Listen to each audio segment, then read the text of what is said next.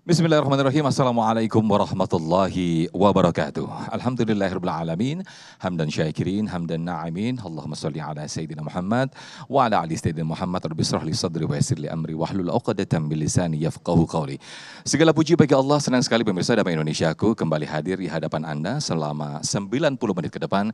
Kita akan membahas dan akan mengkaji bersama guru-guru kita berkaitan dengan apa yang terjadi persis hari Kamis kemarin, yaitu momentum atau sebuah sejarah yang sangat bisa kita tulis sebuah sejarah ketika ratusan, ada total 900 sekian kepala daerah yang sudah dilantik oleh Presiden Republik Indonesia Prabowo Subianto.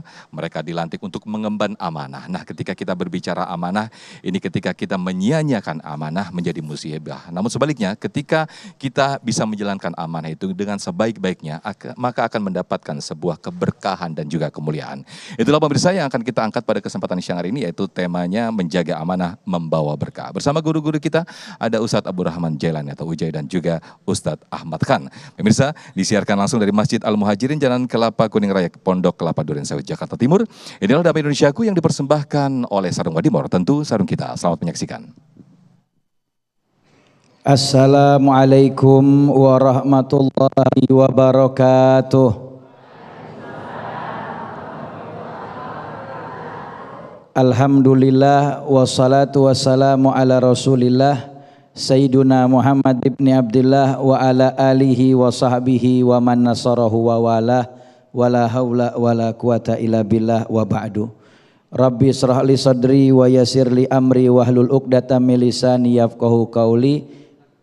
Hadratul muhtaramin, segenap jamaah kaum muslimin wal muslimat, jamaah Masjid Al-Muhajirin, Pondok Kelapa Duren Sawit, Jakarta Timur, juga segenap jamaah Damai Indonesia TV One yang dirahmati oleh Allah Subhanahu wa taala. Alhamdulillah, pada kesempatan hari yang penuh barakah ini kita dikaruniakan nikmat yang melimpah oleh Allah Subhanahu wa taala. Mudah-mudahan dengan semua nikmat yang Allah berikan menjadi sebab Allah Subhanahu wa taala istiqomahkan kita dalam kebaikan. Amin ya rabbal alamin. Hadirin rahimakumullah. Kalau bicara tentang amanah, setiap muslim dianjurkan untuk menjadi muslim yang amanah. Amanah yang memiliki arti sebuah kepercayaan merupakan konsep yang harus ada pada diri seorang muslim, dan ini sesuatu yang sangat amat penting, bahkan sangat dianjurkan di dalam ajaran Islam. Dan baginda Rasul Nabi Muhammad SAW merupakan contoh teladan kita di dalam melatih diri kita agar bisa memiliki sifat amanah. Coba kita lihat bagaimana baginda Nabi SAW. Beliau adalah sosok seseorang pemimpin yang sangat amanah. Bahkan dijelaskan di dalam kitab Akhlak Lil Banin yang dikarang oleh Syekh Umar Baraja radhiyallahu taala anhu. Ada satu riwayat pada saat baginda Rasul Nabi Muhammad SAW, beliau itu selesai mengerjakan sholat berjamaah di masjid. Biasanya baginda Nabi SAW segera melakukan aktivitas setelah sholat, yaitu berzikir dan berdoa. Tetapi pada saat itu Nabi setelah selesai sholat, Nabi menyegerakan zikir dan doanya dengan ringkas. Lalu kemudian baginda Nabi bergegas untuk kembali pulang ke rumah. Ketika pulang ke rumah, lalu kemudian baginda Nabi SAW di jalan ditanya oleh sahabat, "Ya Rasul, tidak biasanya engkau terburu-buru setelah selesai sholat. Biasanya engkau setelah selesai sholat, engkau lalu mengerjakan zikir, doa dan lain sebagainya.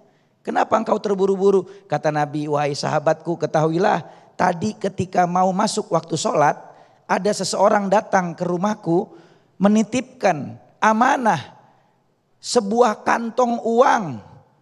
Dan ketika itu sudah berkumandang azan, ketika aku menyegerakan untuk ke masjid, maka setelah selesai sholat aku ingat ada amanah orang yang dititipkan untuk aku sampaikan kepada masyarakat dan umat. Aku khawatir aku akan lalai dari amanah.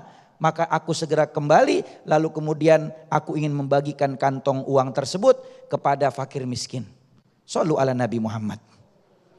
Bayangkan, baginda Rasul Nabi Muhammad SAW adalah panutan kita di dalam sifat amanah. Sampai-sampai Nabi nggak mau ada dunia berdiam sebentar saja di dalam rumahnya. Karena itu amanah titipan dari Allah Subhanahu wa Ta'ala. Maka seorang muslim itu harus memiliki sifat amanah. Kenapa seorang muslim harus punya sifat amanah? Alasannya ada banyak sekali. Di antaranya yang pertama, amanah merupakan kewajiban di dalam agama. Allah Subhanahu wa Ta'ala berfirman di dalam Al-Qur'an di dalam surah An-Nisa di ayat 58, innallaha ya'murukum an tu'addul amanati ila ahliha wa idza hakamtum bainan nas an tahkumu bil adli. Ila akhiril ayah. Kata Allah, sesungguhnya Allah Subhanahu wa Ta'ala memerintahkan kalian itu untuk menyampaikan amanah kepada pemiliknya. Dan apabila kalian mau menegakkan satu keputusan hukum atau menetapkan satu keputusan hukum antara manusia, maka hendaknya tetapkanlah hukum itu dengan seadil-adilnya. Nah, ini Allah sudah tegaskan di dalam Al-Quran. Kewajiban di dalam agama kita harus punya sifat amanah. Dan amanah ini berlaku dalam kehidupan sehari-hari kita. Baik dalam urusan pribadi, hubungan sosial, dan lain sebagainya. Adapun yang kedua, kenapa seorang muslim itu harus punya sifat amanah? Karena sifat amanah merupakan kualitas diri dari seseorang. Ketika seorang muslim itu dia memiliki sifat amanah, berarti dia akan berbicara jujur, bertindak jujur, menjaga rahasia, menunaikan janji. Maka ketika seorang muslim dia memiliki sifat ini, berarti dia amanah. Ketika dia amanah, berarti dia punya kualitas diri yang tinggi dan termasuk orang-orang yang dicinta oleh Allah dan oleh baginda Nabi SAW. Tetapi ketika ada seorang muslim yang dia ucapannya tidak jujur, tidak bisa menjaga rahasia, juga di dalam segala tindak tanduknya tidak amanah, maka dia tidak punya kualitas diri. Maka jadilah seorang muslim yang punya kualitas diri dengan selalu melatih diri kita agar menjadi orang yang amanah. Yang ketiga, seorang muslim harus punya sifat amanah, tujuannya untuk membangun kepercayaan. Apakah kepercayaan dalam ruang lingkup keluarga, atau di dalam ruang lingkup bermuamalah sosial, atau di dalam tempat kerja. Maka amanah itu akan membangun kepercayaan. Kalau di dalam rumah tangga, seorang suami punya amanah untuk selalu senantiasa menjaga anak-anaknya dan istrinya dari api neraka. Kata Allah di dalam Al-Quran, ku anfusakum wa ahlikum naro, jagalah diri kalian dan juga anak-anak kalian daripada siksa api neraka.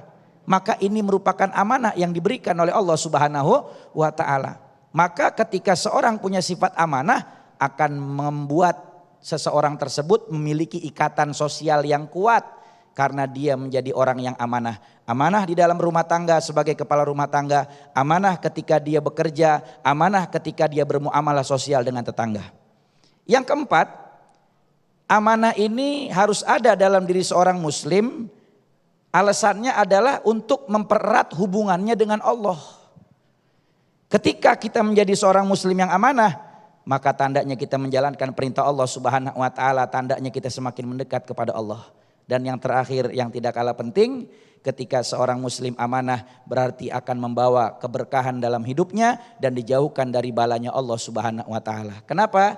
Karena kata Nabi, ketika seorang muslim itu tidak amanah, dia menjadikan amanah yang diberikan oleh Allah sebagai sumber keuntungan dunia, maka ketahuilah itu mengundang bala bencana dari Allah Subhanahu wa Ta'ala. Mudah-mudahan Allah Subhanahu wa Ta'ala jadikan kita hamba-hamba muslim yang selalu amanah dan melatih terus diri kita untuk mencontoh akhlak baginda Nabi dan juga para sahabat, para salihin, sehingga kita bisa menjadi muslim yang amanah dan memiliki kualitas diri. Amin ya rabbal alamin. Wallahu a'lam bishawab.